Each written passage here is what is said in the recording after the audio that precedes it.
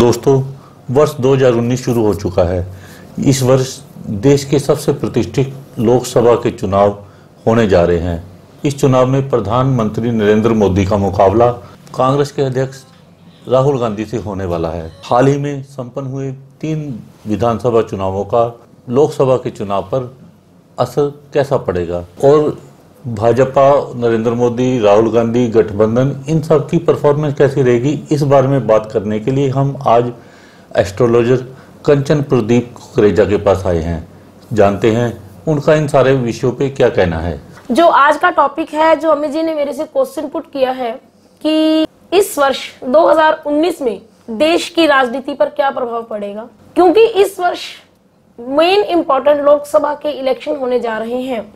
और जो basic question इन्होंने मेरे से पूछा है वो है कि जो सभी मेन जो राजनीतिक दल हैं उनके प्रधान, उन सब के मुकाबले में नरेंद्र मोदी का अस्तित्व कैसा है, और कांग्रेस के जो इस वक्त राहुल जी, उनका और मोदी जी का आपस में जो कंपेयर है अकॉर्डिंग टू ज्योतिष वो कैसा रहेगा। तो देखो, सबसे पहले तो बात यह है कि अभी तक हम लोगों ने जितने भी बड़े नेताओं की कुंडलियों के ऊपर रिसर्च की है उसमें से सबसे बेटर कुंडली मोदी जी की है, क्योंकि कांग्रेस ने अपना एक स्वरूप तो सामने दे दिया, लेकिन राहुल जी की कुंडली जो है वो वृष लगन की कुंडली है।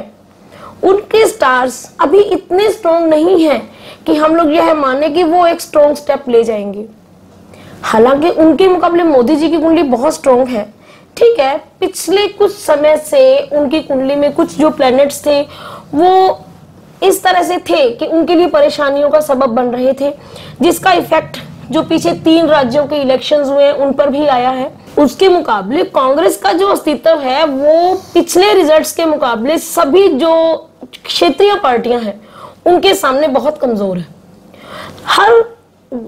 हम लोग अभी लेटेस्ट ही देख लेते हैं कि जो बसपा और सपा का गठबंधन हुआ है उन्होंने कांग्रेस को बीच में नहीं लिया, तो ये एक नेगेटिव इम्पैक्ट है कांग्रेस के लिए। हम मानते हैं कि छत्तीसगढ़, एमपी या राजस्थान के इलेक्शन में बस जो भाजपा है उसकी हार हुई है, लेकिन फिर भी उन्होंने बहुत अच्छे वोट्स गेन किए हैं। लेकिन वो जो सरकारें बन तो गई, लेकिन जो अभी 22 फरवरी के बाद राहु अपना प्रभाव छोड़ रहा है और 7 मार्च के बाद पूर्ण रूप से चेंज हो रहे हैं, तो इलेक्शन उसके बाद ही होने जा रहे हैं। इलेक्शन अप्रैल के आसपास होंगे या उससे भी हो सकता है कि आगे निकल जाएं, तो वहां ये जो सरकारें 3 बनी है, तीनों का अस्तित्व खतरे में है। क्योंकि यहाँ पे अभी से ही आप नोटिस करो, रूटीन में आप न्यूज में देख रहे हैं कि कहीं ना कहीं कुछ ना कुछ फेरबदल, कुछ ना कुछ तानाकशी चल रही है। तो ये चीजें इनके लिए बहुत जाके आगे नेगेटिव है। ये जो स्टार्स हैं ये उनके लिए नेगेटिविटी लेके आ रहे हैं। जो प्लैनेट्स की नई चेंजेस हैं वो बहुत ही चेंजेस लेके आ रही हैं। एक्चुअली शनि जो है वो राहु के साथ है। इस वक्त जो शनि है वो जो निम्न दर्जा है या मध्य वर्गीय दर्जा है हमारे देश का, उसके लिए राहु एक अच्छी स्थिति में है आने वाले टाइम में, और शनि हमेशा निम्न की ही फेवर करते हैं। तो उस स्थिति में शनि और राहु जब दोनों एक साथ पॉजिटिविटी लेंगे तो हमेशा क्या होता है कि जब निम्न दर्जा और मध्य वर्गीय दर्जा किसी चीज से बेनिफिट लेगा तो जिस सरकार ने उसको बेनिफिट दिया उसको बेनिफिट मिलेगा। ठीक है, तो पलड़ा मोदी जी का भारी रहेगा। अकॉर्डिंग टू स्टार्स उनकी कुंडली बहुत अच्छी है। थोड़ा इसे इलेबोरेट कर सकते हैं क्या क्या कुंडली है? उनकी कुंडली के अकॉर्डिंग ये है कि उनका वृश्चिक लगन है, उनके लगन में बृहस्पति है। तो कॉमन अंडरस्टूड सी चीज है कि जब भी बृहस्पति कहीं किसी कंडीशन में पॉजिटिव होता है तो वो हमेशा एक स्ट्रॉन्ग अस्तित्व देता है। और अगर हम लोग 2019 देखें तो यहाँ हम अगर न्यूमरोलॉजी के ऊपर भी जाए तो 2 + 1 + 9 तो टोटल बनता है 3। तो 3 का जो मालक है वो है बृहस्पति। तो यहाँ आके फिर बृहस्पति इस वर्ष का मालिक हो गया। तो बृहस्पति ऑलरेडी मोदी जी की कुंडली के लगन में बैठा हुआ है, जो कि उनके 7वें घर यानी कि पब्लिक रिलेशन को बहुत पॉजिटिव करता है। हम लोग एक चीज की स्थिति को मान के चले कि बृहस्पति ने एंट्री ली, बृहस्पति की एंट्री लेते एक बार हर किसी ने इस चीज को अगेंस्ट किया कि नहीं, हमें मोदी जी ने ये नहीं दिया, मोदी जी के ये ला थे। लेकिन जैसे जैसे टाइम बीतेगा उसकी पॉजिटिविटी सामने आएगी तो वो चीज हमेशा उनको ही बेनिफिट देगी। भारत का फ्यूचर आप आगे कैसे देखते हैं? मेरे अकॉर्डिंग भारत का फ्यूचर बहुत बेटर है, बिकॉज वृष लगन की कुंडली है तो बिल्कुल सामने 8वां घर है, 8वें घर में बृहस्पति बैठा है और बृहस्पति की जब दृष्टि पड़ती है किसी भी जगह पे तो वो उस घर को संपन्न करता है। ठीक है। तो जो इंडिया का लगन है वृष लगन, वहां पे बृहस्पति की सीधी दृष्टि है तो उस चीज को संपन्नता प्रदान करेगा। और दूसरे घर में जो राहु आ रहा है 7 मार्च से, वो हमेशा धन स्थान में उच्च का राहु बेनिफिट ही देता है। मिथुन में आके राहु जो है वो उच्च का हो रहा है तो नेचुरली वो एकदम हमें फाइनेंस को गेन करेगा, फाइनेंस को गेन करेगा तो उस चीज को पॉजिटिविटी लेके आएगा। ये भी पार्लियामेंट के आखिरी दिन जो इन्होंने बिल पास कराया है स्वर्ण लोगों को आरक्षण देने का, उसका क्या प्रभाव आप देखते हैं? बहुत पॉजिटिव इफेक्ट आएगा उसका, क्योंकि वो मध्यम वर्ग है, निम्न वर्ग और मध्यम वर्ग को बेनिफिट दिए तो नेचुरली शनि और राहु दोनों इस वक्त उनका सपोर्ट करेंगे तो वो दोनों जो लेवल है वो शनि और राहु के अंडर आते हैं। तो मैंने अभी आपको बोला ना कि शनि और राहु इस वक्त फेवर कर रहे हैं तो अल्टरनेट तो यही है एटलीस्ट निकलेगा ना कि मोदी जी गेन करेंगे। फाइनेंस के हिसाब से देश में और जो लॉ एंड ऑर्डर है, आपस में सभी जातियों का लोगों का मेल भाव है, उसके बारे में बहुत प्रचार हो रहा है कि इनटॉलरेंस है और ये सरकार जो है वो इसको सहन नहीं करती, उसके आपस में नफरत फैला रही है या बांट रही है, इसके बारे में कुछ? सर देखिए, एक सिंपल सी चीज है कि जब एक चीज पॉजिटिव आती है ना तो जिन लोगों को लॉस हो रहा है वो उछलेंगे, अंडरस्टूड है।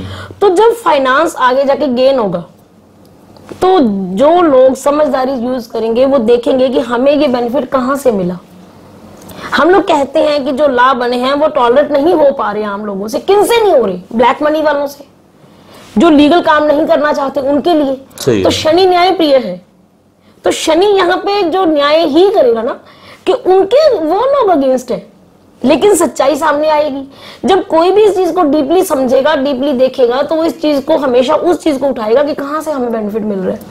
अब देखिए, एक सिंपल है कि जो 3 स्टेट्स में मतलब बीजेपी हारी तो वहां कंडीशन क्या है कि हम लोग कांग्रेस वाले कहते हैं जी हम लोग ना अपना जो किसानों का कर्जा है वो माफ कर देंगे। आप एक बंदे को आलसी कर रहे हो, बेईमान बना रहे हो, बेईमान बना रहे हो कि आपने पहले पैसा ले लिया, उसको यूज कर लिया, अब उसको माफ करवा रहे हो। क्यों? और वो माफ भी नहीं हो पा रहा पूरी तरह से, वो हो ही नहीं सकता, हो ही नहीं सकता, वो हो ही नहीं सकता। वो सारी जो अपना फाइनेंशियल लेवल है उसको डिस्टर्ब कर देगा। इस तरह आज कांग्रेस का जो किसान है वो कहते हैं कि हमारा कर्जा माफ करो, कल को कोई और दल खड़ा हो जाएगा कि हमारा कर्जा माफ करो। तो इस तरह तो ये बेटर नहीं रहेगा।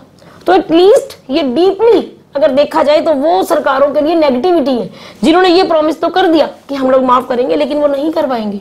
यूपी देश की सबसे बड़ी राज्य है जी, बल्कि लोग तो कहते हैं कि वो एक बहुत सारे देशों से भी बड़ी है यूपी। और देश का जो प्रधानमंत्री आता है वो भी यूपी से हमेशा आता है, ऑलमोस्ट यूपी से ही आता है। तो यूपी में जो गठबंधन हुआ है अखिलेश और मायावती का, उसका क्या प्रभाव पड़ेगा? सर देखिए, वैसे आपने अगर इसको पीछे तक देखें राजनीतिक लेवल पर तो वहां कंडीशन क्या है कि ये दोनों दल हमेशा एक दूसरे को कटाक्ष ही करते आए हैं। इस वक्त सिर्फ इन्होंने एक जो गठबंधन किया है सिर्फ इस सोच से कि हम लोग बीजेपी को गिरा सके, लेकिन बीजेपी का स्वयं अस्तित्व बहुत जबरदस्त आगे बढ़कर आएगा। और ये गठबंधन जहां तक हमारी सोच है ये लंबा नहीं चल पाएगा। अगर चलेगा भी तो इसमें आपसी खिंचातानी इतनी ज्यादा बढ़ जाएगी, क्योंकि जितना भी बसपा और सपा है और यूपी का जितना भी जो वर्ग है वो निम्न वर्ग से काउंट होता है, गरीबी है, वहां गरीबी है। तो गरीबी के लेवल में आके वो लोग जहां पे करप्शन चलेगी, जब 2 ऐसे ग्रुप होंगे तो वहां अगर गरीबी है उनको अगर कुछ लालच देंगे तो वो करप्शन से होगी। तो करप्शन को शनि और राहु बर्दाश्त नहीं करेंगे। शनि की जो दृष्टि है वो इस वक्त करप्शन के अगेंस्ट है, क्योंकि फाइनेंस का जो स्टेटस है वो राहु उठाएगा। और सीधी दृष्टि इस वक्त शनि 9वें घर में चल रहा है, इंडिया की कुंडली के अकॉर्डिंग 8वें में है और 8वें घर से सीधी दूसरे घर पे दृष्टि पड़ रही है। तो उस स्थिति में आके ये जो चीजें हैं ये उनके लिए नेगेटिविटी ही सामने लेके आएंगे। दोस्तों, ये थे एस्ट्रोलॉजर कंचन प्रदीप कुकरेजा। इन्होंने देश की राजनीतिक मुद्दों पर बड़ी बेबाकी से अपनी राय पेश की है। हमारी कोशिश रहेगी कि इस प्रक्रिया को लगातार जारी रखें और समय समय पर इनसे देश और समाज से जुड़े मुद्दों पर चर्चा करते रहेंगे। धन्यवाद।